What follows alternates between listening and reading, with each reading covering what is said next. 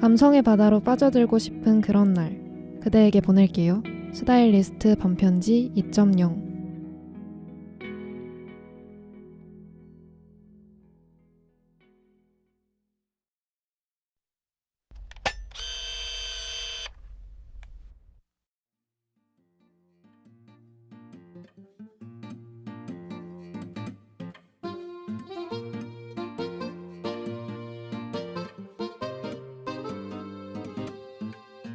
안녕하세요. 슬미시네마 영화 속으로의 MC 23기 첫 방송의 첫 반편지라 설렘 잔뜩 져온 만두입니다. 오늘은 3월 3일 개학이 시작되는 날인데요. 어라, 벌써 지치셨다고요? 그렇다면 오늘 하루의 끝을 영화 한 편으로 장식해보는 건 어떠신가요? 스타일리스트에서 준비한 다양한 영화들이 여러분들을 기다리고 있답니다. 우리 다 함께 영화 속으로 빠져볼까요? 아참, 그 전에 우디 리포터가 준비해온 게 있다고 하는데요. 우디 리포터. 네, 저 우디가 이행시를 준비해왔는데요. 영화로 운 한번 띄워주시죠. 영. 영원히 기억 속에 남을 장면 하나쯤은 화. 화려한 스크린 속에서 우리의 마음을 훔친다. 아, 너무 좋습니다. 자, 이제 모두 준비되셨나요? 그럼 함께 외쳐봅시다. 스타일리스트 678화 반편지 2.0 슬미시네마 영화 속으로.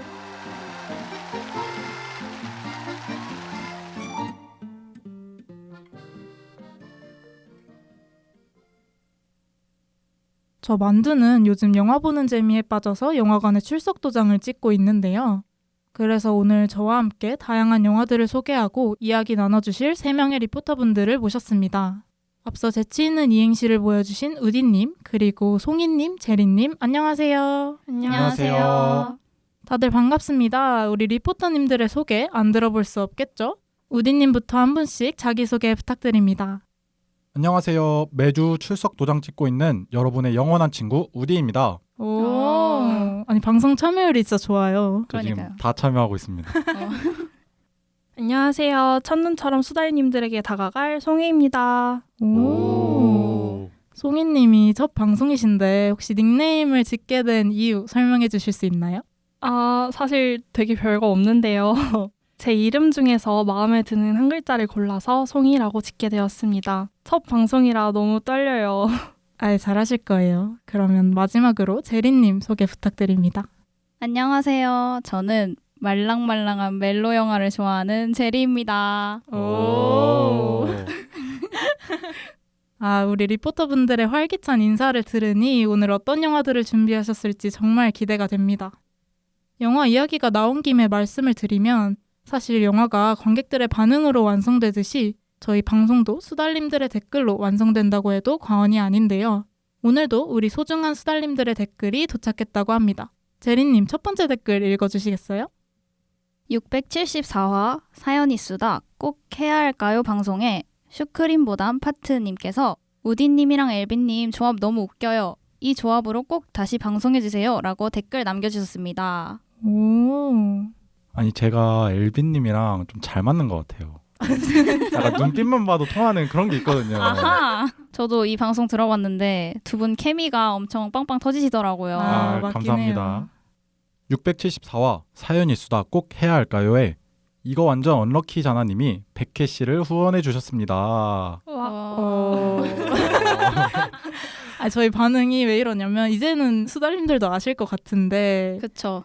이분이 럭키님이시거든요. 저희 패널인. 근데 이게 계속 100원씩 후원하시니까 저희 뭐라고 리액션 해야 될지도 모르겠어요. 이쯤 되면 이제 조금 올려주실 때가 되지 그러니까 않았나. 100캐시 너무 짜요 지금. 그쵸. 어떻게 300캐시 넘으면은 리액션 해주시나요, 우디님? 300캐시 좀 더 높아야 되나요? 제가 한 500캐시부터는 리액션을 좀 준비해 보도록 하겠습니다. 럭키님 잘 들으셨죠? 기대하고 있겠습니다. 항상 이렇게 뜨거운 반응 남겨주시는 우리 수달님들 정말 감사드립니다. 언제나 반응들을 통해 많은 힘을 얻어서 힘낼 수 있는 것 같아요. 앞으로도 많은 관심과 좋아요 그리고 구독까지 부탁드리겠습니다. 감사합니다. 슬미시네마 영화 속으로 1부의 문을 열어보도록 하겠습니다. 다들 평소에 영화 많이 보시는 편인가요? 오늘 이야기 나눠볼 주제가 영화인 만큼 리포터분들의 영화 취향이 궁금한데요. 송이 리포터 혹시 평소에 선호하는 영화 장르가 있나요? 저 송이 같은 경우에는 가리는 것 없이 영화를 다 잘 보는 편인데요. 네네. 근데 딱 한 가지만 빼자면 제가 공포 영화를 잘 못 봐요. 아. 귀신이 튀어나오는 장면 같은 걸 정말 싫어해서 차라리 스릴러나 잔인한 게 더 낫지 귀신이 나오는 공포 영화가 제일 싫습니다. 근데 그러면 잔인한 거는 잘 보시는 거예요? 잔인한 거는 그래도 귀신이 나오는 것보다는 그나마 나은 편인 것 같아요. 그럼 제리님은 어떠신가요?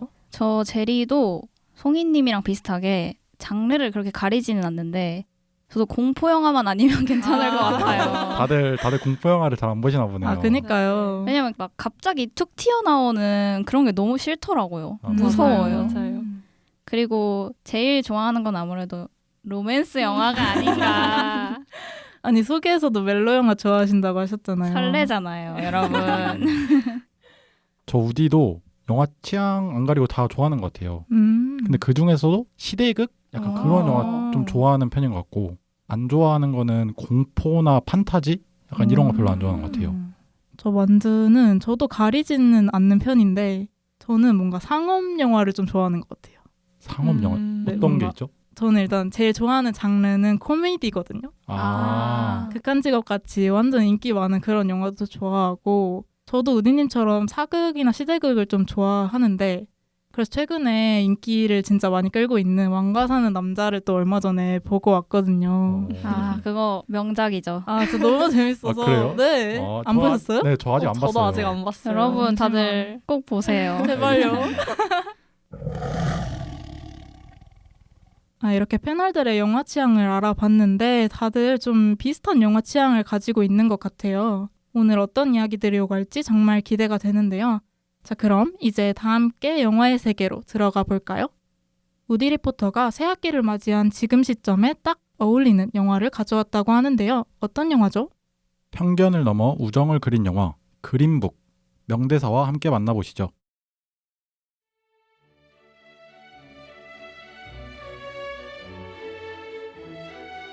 세상은 먼저 다가가기를 두려워하는 외로운 사람들로 가득해. 친구라면 그렇게 하는 거야. 영화 그린북은 1962년 흑인 피아니스트 돈 셜리와 백인 운전기사 토니 립이 미국 남부로 순회 공연을 떠나며 벌어지는 실화 바탕의 이야기입니다. 셜리는 뛰어난 연주 실력으로 무대 위에서는 환호를 받지만 무대 아래에서는 여전히 인종차별을 마주해야 하는 현실 속에 있습니다. 두 사람은 여정 속에서 끊임없이 부딪히지만 결국 서로의 방식을 이해하게 됩니다. 토니는 셜리의 신념과 태도를 배우고 셜리는 토니를 통해 세상과 다시 연결되는 법을 익히며 결국 서로 다른 두 사람이 친구가 됩니다. 우리는 보통 우정을 비슷함에서 찾습니다. 취향이 같고 말이 잘 통하고 편안한 사람과 가까워집니다. 하지만 그린북은 우정이 비슷해서 생기는 것이 아니라 달라도 떠나지 않을 때 생긴다고 말합니다. 서로를 완전히 이해하지 못해도 차이를 인정하면서 관계를 이어나가려는 의지, 불편함 속에서도 등을 돌리지 않는 선택, 그 태도가 결국 두 사람을 변화시키고 그 변화가 우정을 완성한다고 설명합니다. 그래서 저는 이 영화를 보며 우정이란 나와 닮은 사람을 찾는 일이 아니라 끝까지 같은 자리에 남아주는 일일지도 모른다고 느꼈습니다.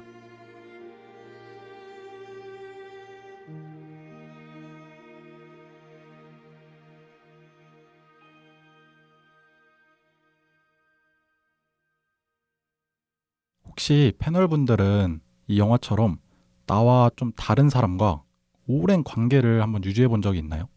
저 완두는 대학 가서 처음 친해진 대학 동기가 있거든요.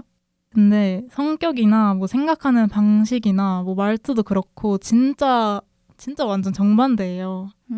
그래도 아직까지 친하게 지내고 있긴 한데 아마 서로를 여전히 이해 못하고 있지 않을까 그렇게 생각합니다. 제리님은 어떠세요? 저 제리는 중고등학교 시절 때가 좀 생각이 나는데 네네. 그때는 아무래도 좀 그냥 자동적으로 반배정이 돼서 사람들과 생활을 하게 되잖아요. 맞아요. 그래서 자연스럽게 그냥 관계가 생겼다고 생각을 하는데 네. 그래서 보통은 나랑 비슷한 사람이랑 친구가 되기도 하지만 어쩔 수 없이 나랑 그냥 다른 사람이랑도 친구가 되기도 하잖아요. 그렇죠. 그래서 그때 당시에 나랑 진짜 안 맞을 것 같다. 속으로 그렇게 생각을 하는 경우가 있잖아요. 그래서 나 쟤랑은 별로 안 친해질 것 같다. 이렇게 생각을 한 친구가 있었는데 네네. 막상 그냥 이야기 나눠보고 이러니까 다르긴 하지만 그럼에도 관계를 이어나갈 수 있구나라는 생각을 좀 했었던 것 같아요. 저 송이 같은 경우에는 조금 다른 경우인데요. 저도 고등학교 때 친해졌던 친구가 있는데 반배정이 겹치면서 친해진 친구였는데 네네. 그 친구랑은 고등학교 때까지는 이제 친하게 지냈지만 결국에 대학에 오고 또 다른 곳에서 생활하다 보니까 저와 다름이 조금 더 부각이 되는 것 같더라고요. 그래서 그래도 꽤 오래 알고 지냈지만 결국에 지금은 조금 멀어진 관계가 돼버린 친구가 있습니다. 그래서 나와 다른 사람을 이해하고 같이 지낼 수 있는 사람들이 정말 존경스러운 것 같아요. 저 우디 같은 경우에는 우정은 아니지만 생각해보면은 전 여자친구가 진짜 저랑 안 맞았던 것 같아요. 아니 어떡해. 그냥 뭔가 생각하는 것도 다르고 뭔가 가치관도 다르고 네네. 그리고 저는 약간 일상에서 벗어나는 그 안식처 같은 느낌인데 여자친구는 뭔가 항상 뭔가 일, 공부 같이 있을 때도 이것만 강조하다 보니까 이런 게 진짜 안 맞더라고요. 근데 그럴 수 있죠. 네. 근데도 약간 오랜 시간 관계를 유지하셨나요? 오랜지는 모르겠는데 딱 한 1년? 그 정도였던 것 같아요. 지금 패널분들이 특히 우정을 많이 얘기해 주셨는데 이런 우정이라는 감정이 반복된 선택의 결과일까요? 아니면 진짜 단순히 그 감정에서 비롯된 걸까요? 저 제리 같은 경우에는 감정이라고 생각을 했는데요. 왜냐면 물론 우정이라는 선택이 계속 반복되는 거는 맞잖아요. 근데 그렇지만 그 선택의 결과가 매번 같다고 생각이 들진 않아서 항상 매번 같은 결과가 도출되는 게 아니고 우정을 쌓아가는 친구가 모두 같지 않기 때문에 그냥 감정에 따라서 이끌리는 것이 아닐까라고 생각을 해봤습니다. 저 완주는 이 질문을 봤을 때 뭔가 생각하기 좀 어려웠어요. 이런 우정이 감정이라는 생각도 원래는 안 했었고 네. 선택의 결과다 이런 생각도 해보지는 못했어서 이 질문을 보고 좀 곰곰이 생각을 해봤는데 우정이라는 그 단어 자체에 답이 있는 것 같다고도 생각을 했거든요. 우정에서 정이 뜻이라는 뜻도 있지만 마음의 작용이라는 뜻도 있거든요. 그래서 저는 우정이라는 거는 뭔가 반복된 선택의 결과에서 작용해서 촉발한 감정이 아닐까 이런 생각을 했어요. 그래서 저는 우정이라는 게 적어도 완전히 다른 사람이라기보다는 서로한테 감화되는 무언가가 있거나 서로 보충해주는 무언가가 있어야 그런 감정이 촉발되지 않을까 이런 생각을 해봤거든요. 그래서 예를 들어서 그린북에서 토니랑 셜리도 진짜 안 맞아 보이지만 왜냐면 셜리는 완전 완벽주의 느낌에 좀 깔끔하잖아요. 맞아요. 근데 토니는 막 차 타면서 피자 먹고 치킨 먹고 막 버리고 이런 성격적인 측면에서 완전히 다른데도 뭔가 음악이라는 관심사에서 좀 유대감을 느끼고 이런 장면들을 보면서 뭔가 둘이서 어딘가 맞는 구석이 있을 때 발생되는 감정이 우정이 아닐까 이런 생각을 해봤습니다. 그럼 송이님은 어떠세요? 저 같은 경우에는 저는 반복된 선택의 결과가 우정이라고 생각을 했는데요. 결국 우정이라는 게 처음에는 감화되는 부분이나 그런 감정적인 부분이 있다고 하더라도 결국에 나중에는 그 친구와 어느 정도의 유대감을 쌓고 나면 그 친구와 맞지 않더라도 그 친구를 어느 정도 용인하게 되는 부분이 있더라고요. 그래서 반복된 선택으로 그 친구와의 우정을 이어나갈 수 있다고 생각을 해서 저는 반복된 선택의 결과라고 생각을 했습니다. 저 우디도 송이님이나 만두님처럼 우정이 반복된 선택의 결과라고 생각을 했어요. 네네. 제가 이 질문에 대해서 한번 고민을 해봤는데 제 주위에 지금 있는 사람들을 쭉 보니까 뭔가 제가 처음부터 이 사람이랑 진짜 친해지고 싶다 이런 거라기보다는 그냥 어쩌다 보니 계속 보게 되고 어쩔 수 없이 자주 만나는 관계에서 우정이 비롯된 게 많은 것 같더라고요. 맞아요. 그래서 저는 반복된 선택의 결과가 좀 더 큰 것 같습니다. 근데 어쩌다가 약간 이런 질문을 생각하게 되셨는지도 궁금해요. 뭔가 우정과 대비되는 말로 사랑이 있잖아요. 네네. 근데 뭔가 사랑은 반복된 선택의 결과라기보다 그냥 진짜 제 마음이 먼저 가야 되는 거잖아요. 그죠. 그런데 우정도 그럴까? 한번 생각을 해봤어요. 오. 근데 뭔가 아닌 부분도 많은 것 같아가지고 패널분들의 의견이 한번 궁금해봤습니다. 좋은데요. 우정이라는 건 참 말로는 다 담기 어려운 관계인 것 같아요. 그렇지만 살아가면서 한 번쯤은 꼭 마주할 수밖에 없는 관계이기도 하고요. 이처럼 서로 다른 두 사람이 연결되어가는 과정을 그린 그린북에 이어 이번에 만나볼 영화는 MC인 저 만두가 가져온 상처와 침묵 속에서 성장해가는 한 소녀의 시간을 담은 벌새라는 영화입니다. 함께 만나볼까요?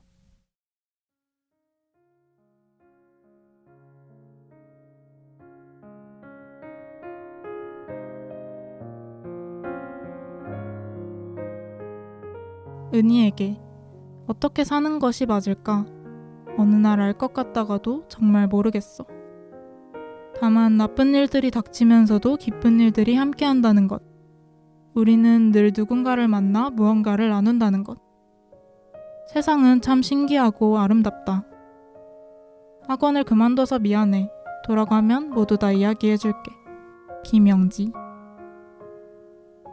벌새는 2019년에 나온 김보라 감독의 독립영화인데요. 1994년을 배경으로 한 14살 여자 중학생 은희의 성장 이야기를 다룬 작품입니다. 강남 대치동에 사는 떡집 딸 은희는 공부를 못하여 선생님에게 무시당하고 부모님의 직업 때문에 친구들 사이에서 소외감을 느끼며 집에서도 일어나는 폭력과 무관심에 어디에도 마음을 붙이지 못한 채 방황합니다. 그러던 어느 날 자신을 유일하게 있는 그대로 이해해주는 한자 학원 강사 영지를 만나 위로받고 의지하게 됩니다. 그러나 1994년 성수대교 사건이 터지고 은희는 세상의 비극을 다시 한번 경험하게 됩니다. 은희는 질문을 던집니다. 제 삶도 언젠가 빛이 날까요? 라고. 김보라 감독은 사람은 자기가 만났던 사람과 사랑받았던 방식, 그리고 삶에서 만났던 사람들과의 관계의 무늬 같은 것들이 한 사람을 구성한다고 생각한다 라고 언급했습니다. 자신이 제어할 수 없는 폭력에 노출되어 있던 은희가 영지를 만나 참 다행이라는 생각이 들었고, 그렇게 또 궤도를 바꾸어갈 이 세상 모든 은희의 삶을 응원하고 싶어지는 영화였습니다.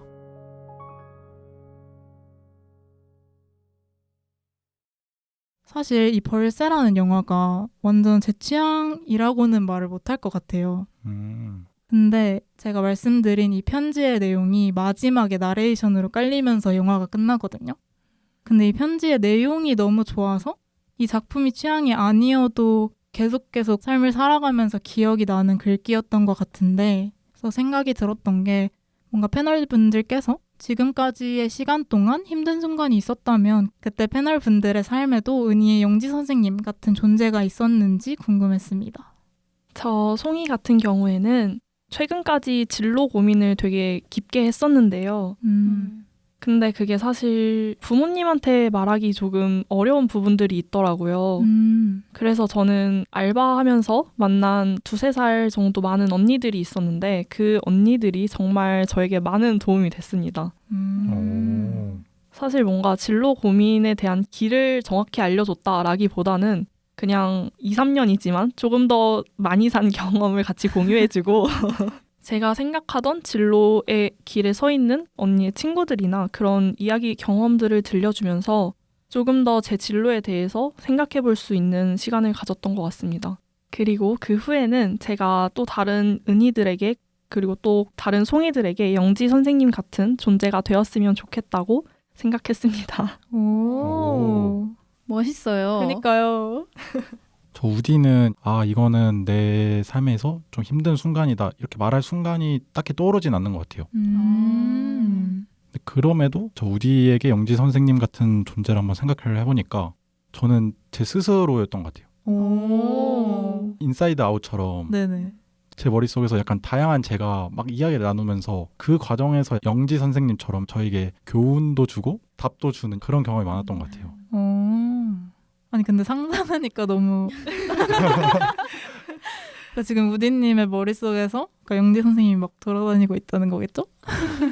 제 머릿속에 되게 여러 가지 제가 존재하거든요. 오.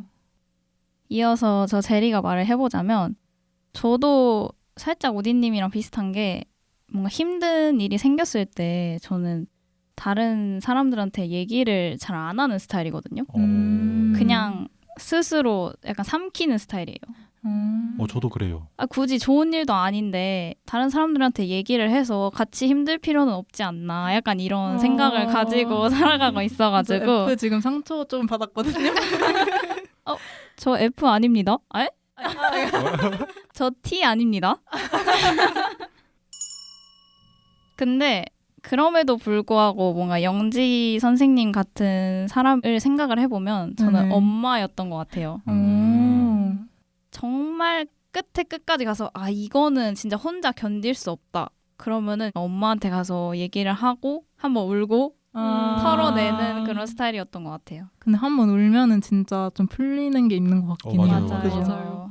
저 완두 같은 경우에는 현실의 사람은 아닌데 진짜 그 벌새 영화 속 영지 선생님이 저한테 그런 존재가 돼줬던 것 같다는 생각도 해요. 이게 사실 영화 속에 표현된 인물들은 좀 완전 모범적이기도 하고 그래서 현실에서는 뭔가 그 사람들도 힘든 일이 있을 테니까 좀 쉽게 말하지 못하는 편인 것 같은데 저도 그래서 뭔가 힘들 때 이런 좀 힐링되는 영화를 보면서 위로를 많이 얻고 힘을 얻었던 것 같아요.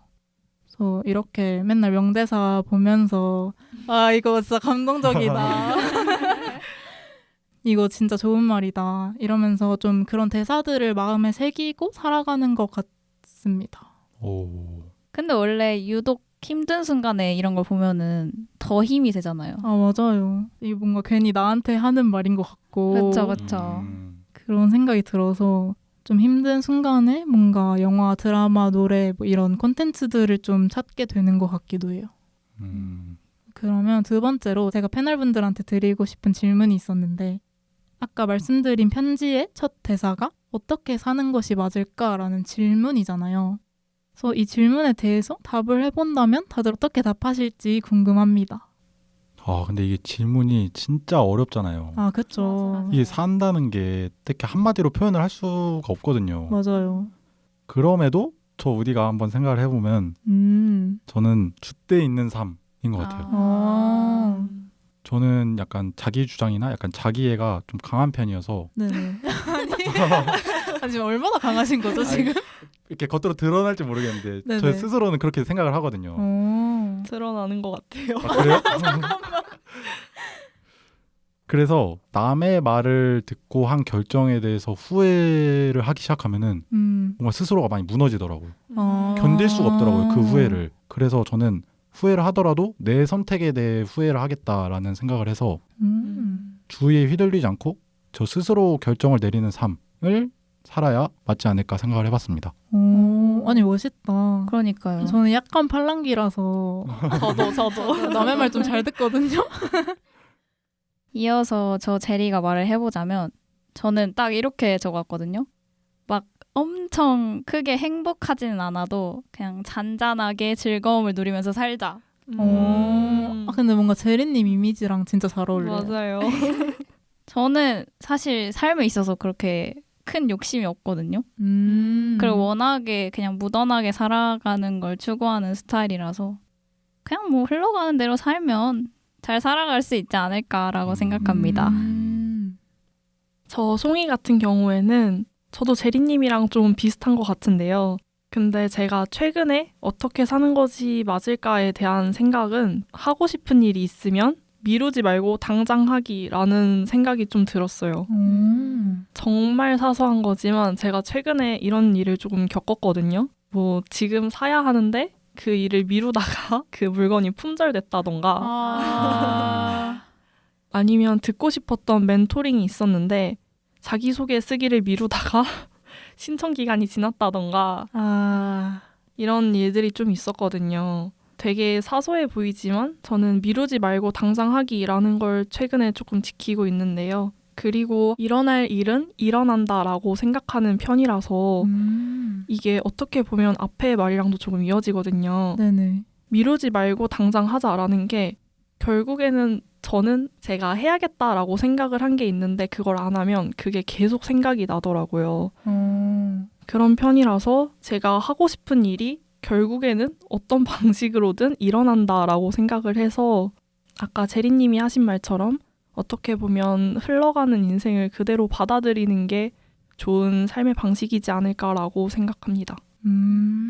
아니 근데 진짜 인생사 세옹지마잖아요.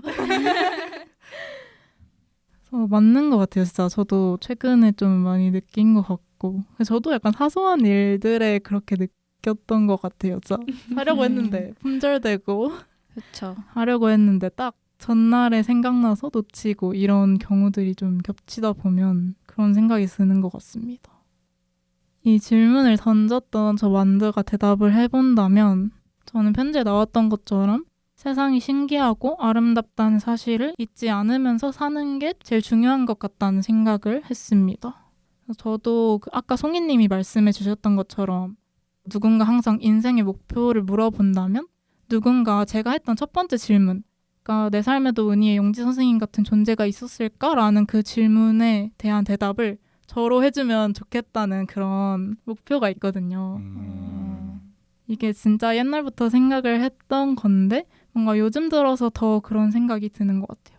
그래서 누군가의 삶에 위로 내지 용기를 좀 줄 수 있는 사람이 되는 게 사실은 진짜 어렵잖아요. 맞아요. 그렇죠. 그래서 그런 삶을 살고 싶다 이런 생각을 했었습니다. 그런 삶을 살기 위한 방법을 좀 고민을 했는데 오늘 지하철에서 오면서 쇼츠를 하나 봤어요. 뭐죠? 뭐예요?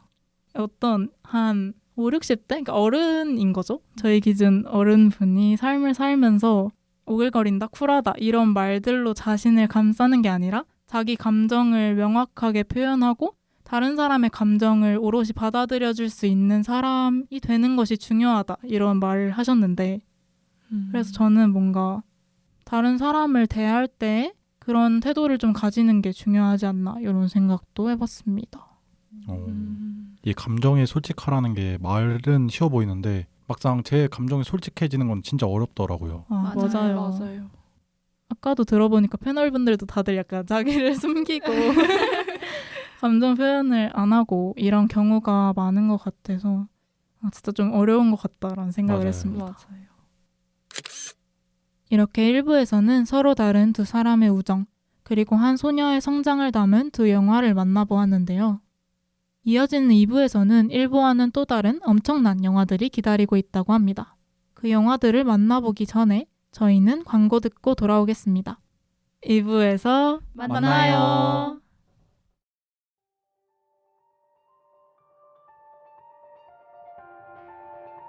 또 다른 피해자가 발생했습니다. 월급은 입금됐고 3일 만에 통장에서 사라졌습니다.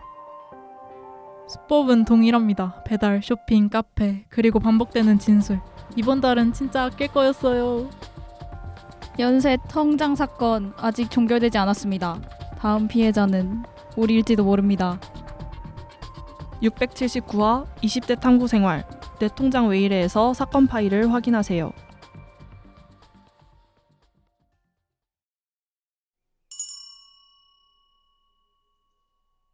입으로 돌아온 슬미시네마 영화 속으로입니다. 1부에 이어 2부에서도 다양한 영화들이 기다리고 있다고 하는데요. 어떤 영화일지 벌써부터 너무 궁금합니다. 제리 리포터 빨리 소개해주세요. 정말 바쁘게 일상을 살아가고 있는 현대인들에게 꼭 필요한 영화 1과 3 사이에서 진짜 관계의 의미를 찾는 인턴 명대사와 함께 만나보시죠.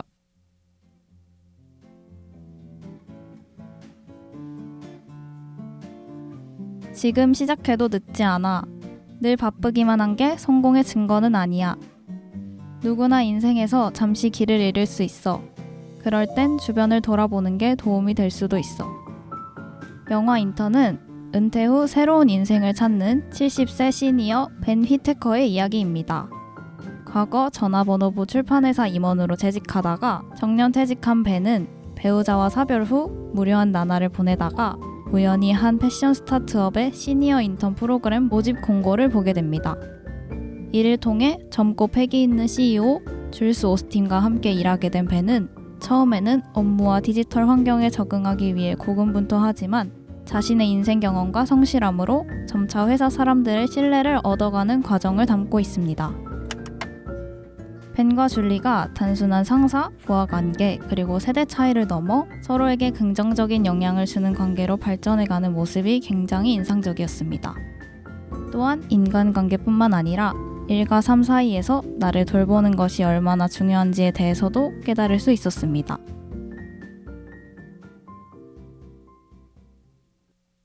저는 이 영화를 보면서 이 영화에 등장하는 CEO 줄스 오스틴이 굉장히 성실하게 일하면서 자신을 챙기지 못하는 모습을 볼 수 있었는데요.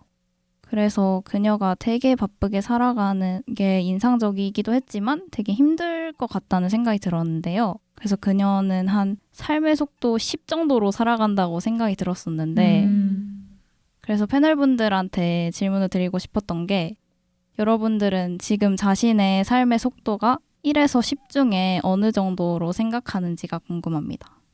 저 송이 같은 경우에는 항상 저속주행을 해왔던 것 같은데요. 저는 주로 평소에는 한 3 정도의 속도로 살고 있는 것 같고요. 네네. 그러다가 학기 중이 되면 한 5에서 6 정도?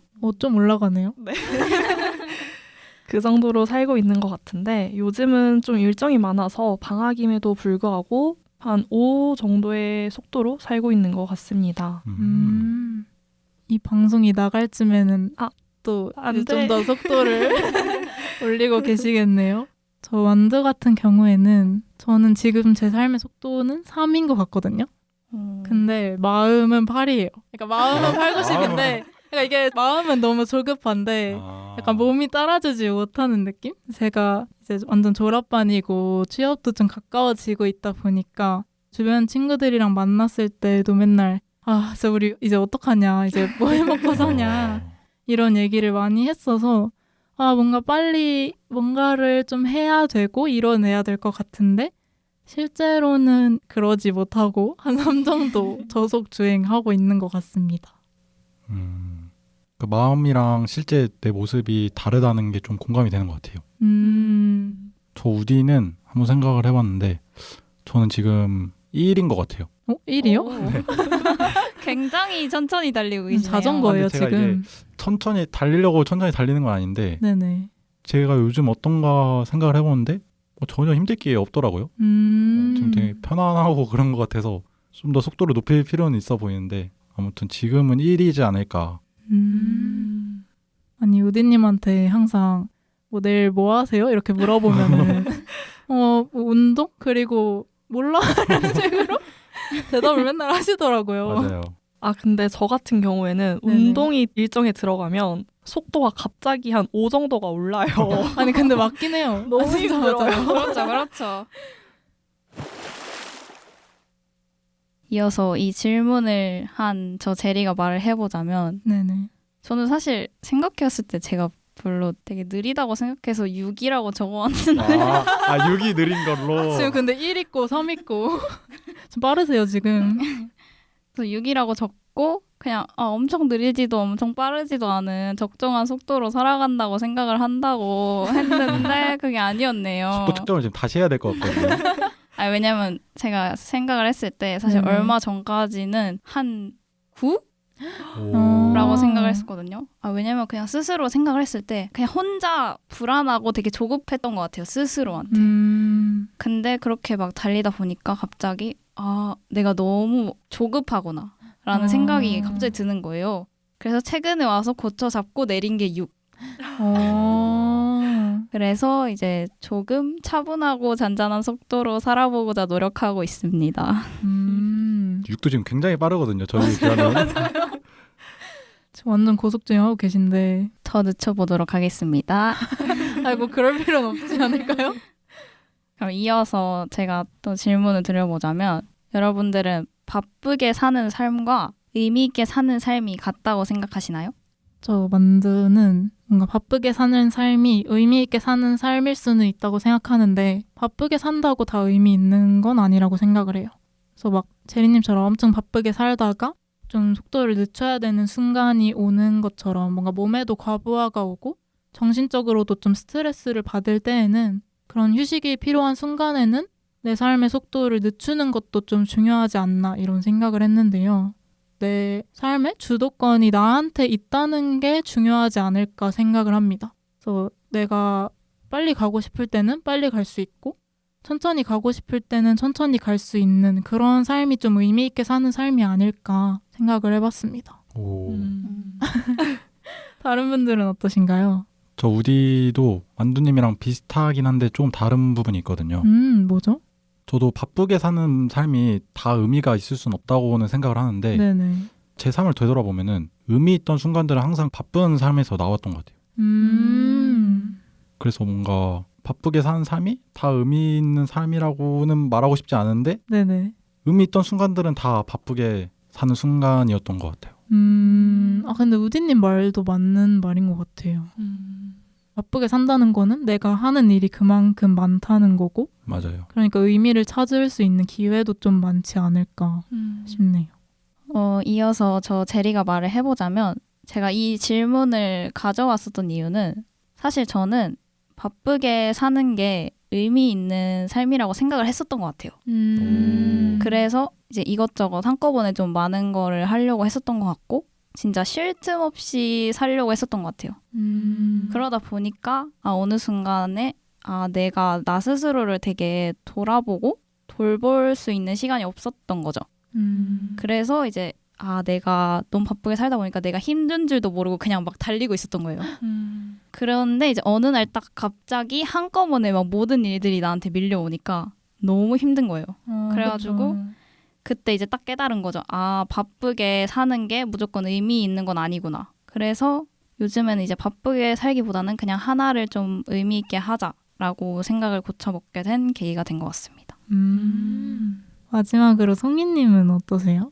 저 같은 경우에는 바쁘게 사는 삶이 항상 의미 있는 삶은 아니라고 생각하지만 저는 조금 많이 느리게 사는 편이라서 의미를 찾을 수 있는 일이 그렇게 많지 않다고 생각을 했어요. 그래서 최근에는 조금 더 바쁘게 살아보려고 의미를 조금 더 찾아보려고 노력을 하고 있는 중입니다.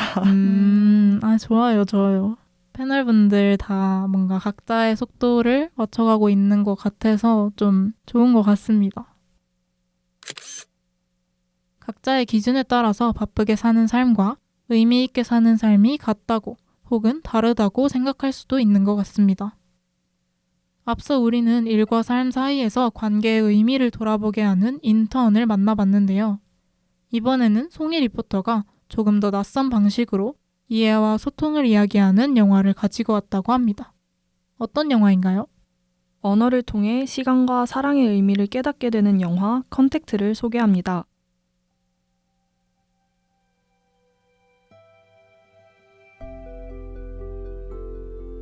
모든 여정을 알면서 그 끝을 알면서도 난 모든 걸 받아들여 그 모든 순간을 기쁘게 맞이하지.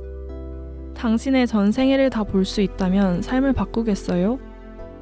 영화 컨택트는 12개의 외계 비행물체 쉘이 세계 각지 상공에 등장하면서 언어학자 루이스와 물리학자 이안은 외계 비행물체에 접촉하기 시작합니다. 두 사람은 그들이 지구에 온 이유를 밝혀내기 위해 외계인들, 즉 헵타포드에게 인간의 언어를 가르칩니다.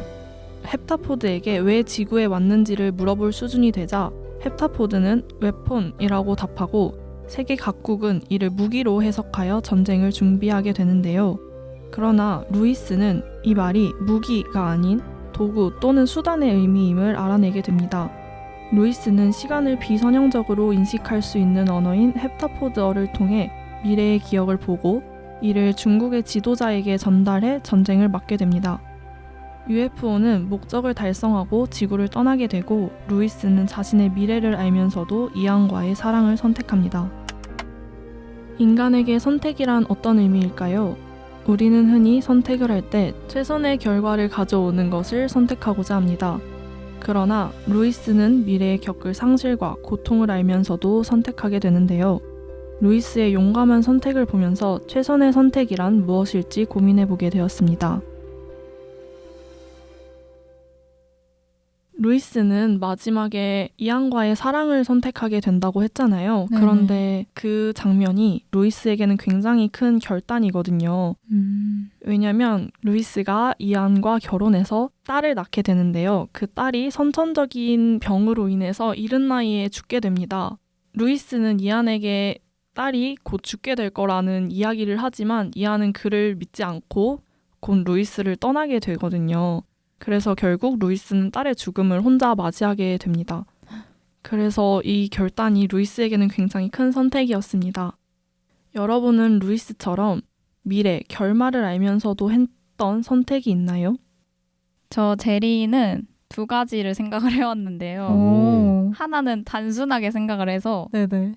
예를 들어서 이제 떡볶이를 먹으면 살이 찐다는 걸 알지만 아니 그거 저도 써왔어요. 살이 찐다는 걸 알고 있지만 네네. 먹는 선택을 하는 것.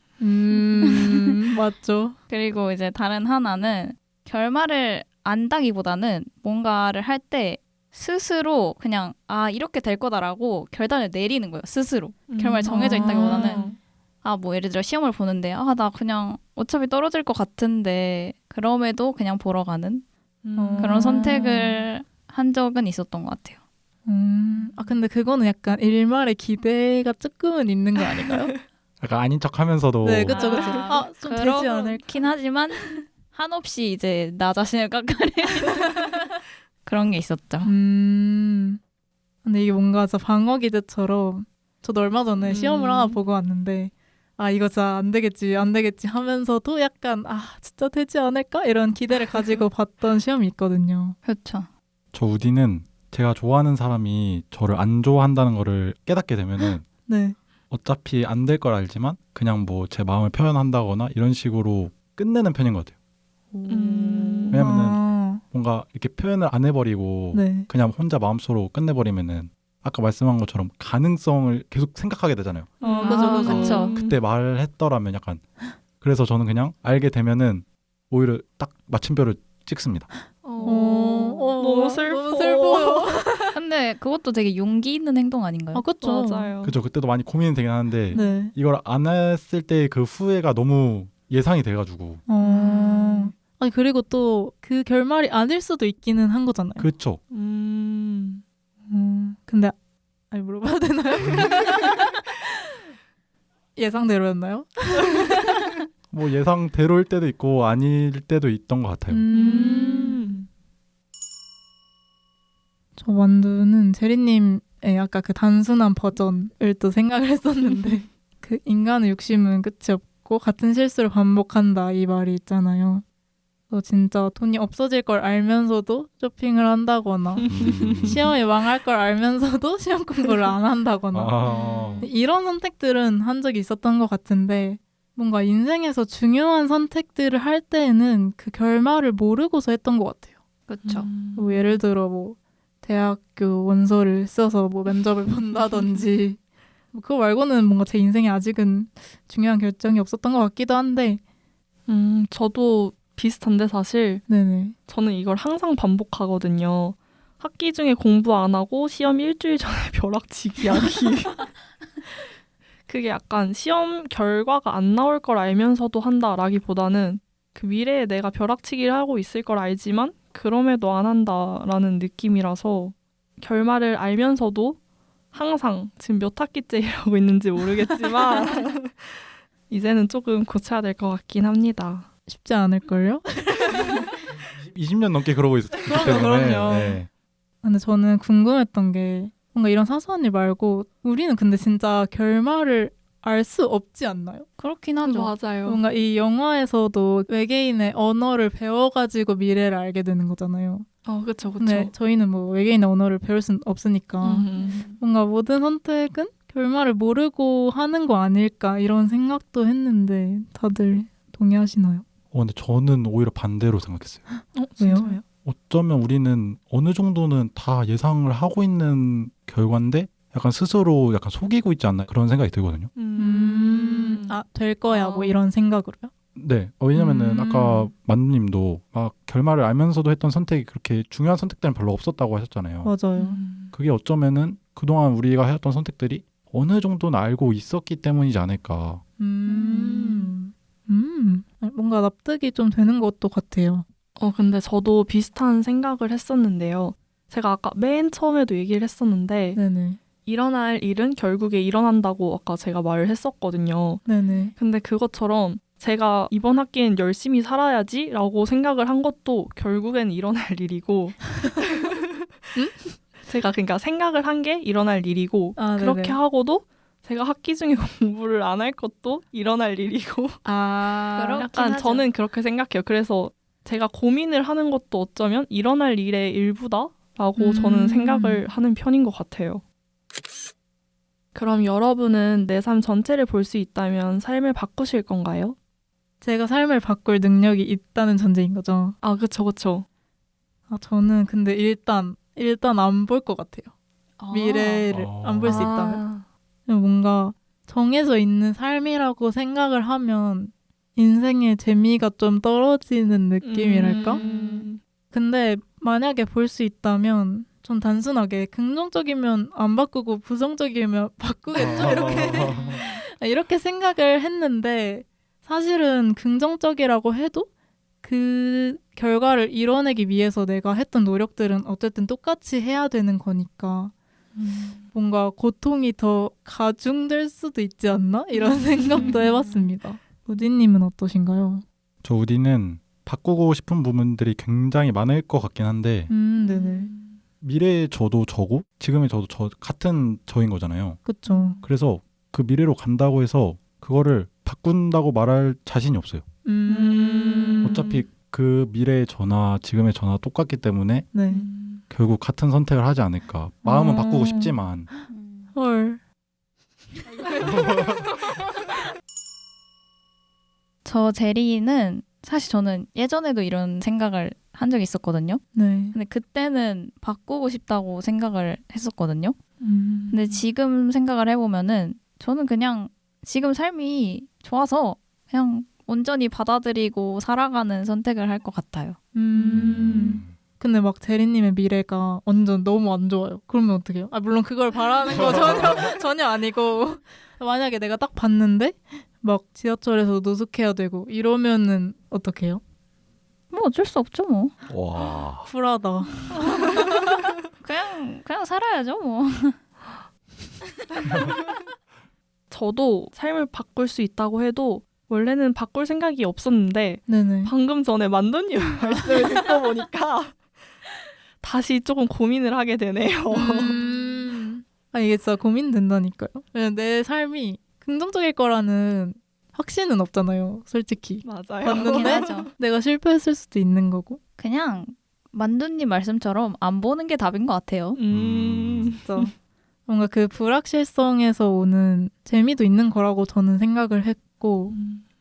그리고 모르는 게 약이다라는 말이 있잖아요. 또. 맞아요. 그 말이죠. 그 불확실성이 주는 안정감이 있을 수도 있어요. 그러니까 모르지만 몰라서 괜찮을 수도 있다. 그쵸. 맞아요. 맞긴 하네요, 그 말이. 그럼 여러분은 자신만의 최선의 선택의 기준이 있나요? 있다면 무엇인가요? 저 제리는 두 가지가 있는데요. 뭐죠?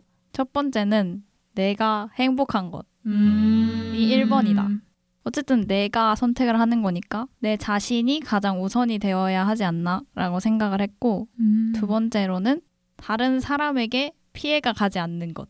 그러니까 내가 행복하다고 해서 다른 사람이 불행하면 안 된다고 생각하기 때문에 그 두 가지가 기준인 것 같아요. 뭔가 자기 자신도 챙기고 다른 사람 배려까지 하는. 그렇죠. 진짜 짱인데요? 저 만두는 딱 하나의 기준이 있는데 제 선택을 할 때 항상 생각하는 게 내가 후회하지 않을까? 이거를 좀 생각하는 것 같아요.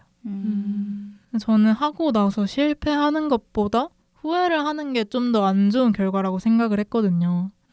내가 일단 도전을 하고 난 다음에 실패하는 거는 그 실패에서 오는 경험치가 또 있다고 생각을 하는데 해보지도 못하고 후회하는 건 그냥 뭐 내가 얻은 것도 없고 그냥 마음속에서 아쉬움만 남아있는 그런 상태라고 생각을 해서 저는 제가 이 선택을 하지 않았을 때 이게 내 삶에서 두고두고 계속 후회하고 계속 생각나는 일일까? 이 생각을 좀 제일 먼저 하게 되는 것 같아요. 아까 앞에서도 말했지만 저는 제 마음이 끌리는 대로 가장 선택을 많이 하는 것 같은데요. 저는 한번 꽂히면 그걸 무조건 해야 되는 성격이 아니라고 생각을 했는데 네. 최근 들어 생각이 좀 바뀌었어요. 한번 꽂혔는데 그걸 못하면 계속 생각이 나더라고요. 그래서 요즘에는 나중에 실패를 해도 마음이 끌리는 대로 행동하고 있습니다. 저 우디는 송이님이랑 좀 반대로 네. 선택을 할 때 중요하면 중요한 선택일수록 감정을 배제하는 것 같아요. 내 마음대로가 아니라 네. 진짜 이 선택이 초래할 이익이나 손실 이런 걸 진짜 따져서 엄격 우디. 역시 줏대 있는 우디. 네, 엄격 우디. 근데 여기서 말하는 이 손실에도 아까 만두님이 말한 것처럼 이 네. 후회도 저도 포함되거든요. 이 후회도 저도 굉장히 선택에 있어서 중요한 요소라고 생각을 하고 아무튼 저도 이렇게 이익이 좀 더 큰 선택 그리고 아까 제리님이 네.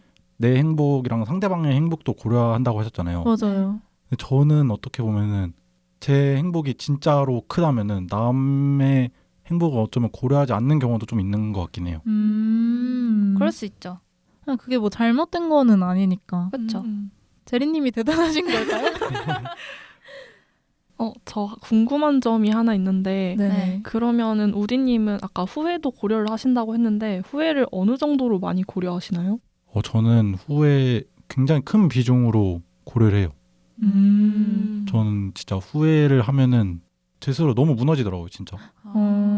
그래서 내가 이렇게 했을 때의 후회와 저렇게 했을 때의 후회를 진짜 막 상상을 해요.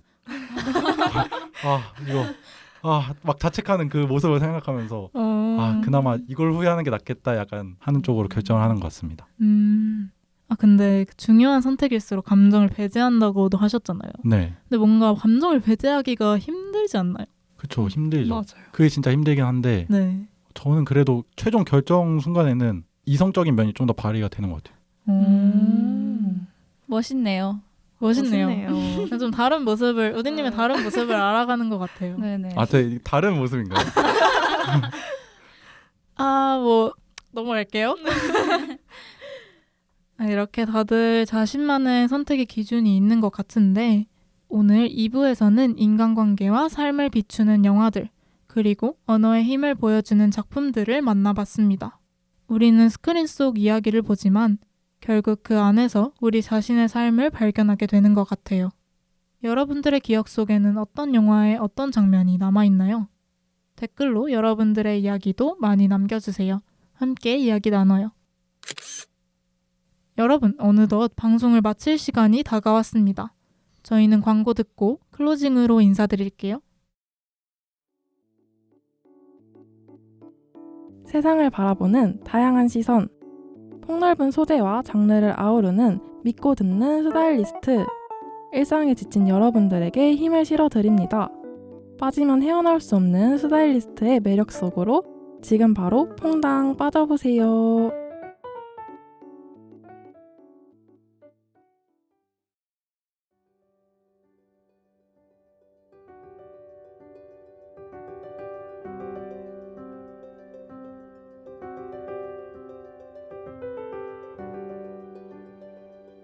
영화, 어떤 사실이나 극적 내용을 연속 촬영한 필름에 담아 영상으로 보여줌으로써 감동을 주는 예술의 한 장르.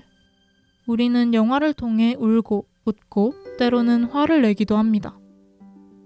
단순한 재미를 넘어 우리에게 많은 감정을 느끼게 하고 삶을 비춰주는 거울이 되기도 하죠. 우리는 그 속에서 많은 것들을 깨닫고 각자의 삶에 작은 울림을 얻어가기도 합니다. 그리고 영화가 끝난 뒤에도 한 장면, 대사 한 줄, 표정들은 오래도록 마음에 남아 조용히 우리의 하루를 바꾸어 놓습니다. 어쩌면 영화는 단순히 스크린 속의 이야기가 아니라 그 이야기를 바라보는 우리의 마음을 비추는 또 하나의 창일지도 모릅니다. 오늘의 영화들도 여러분들의 마음속에 남아 지친 일상에 조금이나마 힘이 되었기를 바라면서 678화 반편지 2.0 슬미시네마 영화 속으로는 여기서 인사드릴게요. 지금까지 진행의 만두, 패널의 송이, 우디 제리, 그리고 대본에도 제리였습니다. 그럼 다음에도 영화에 빠져봅시다.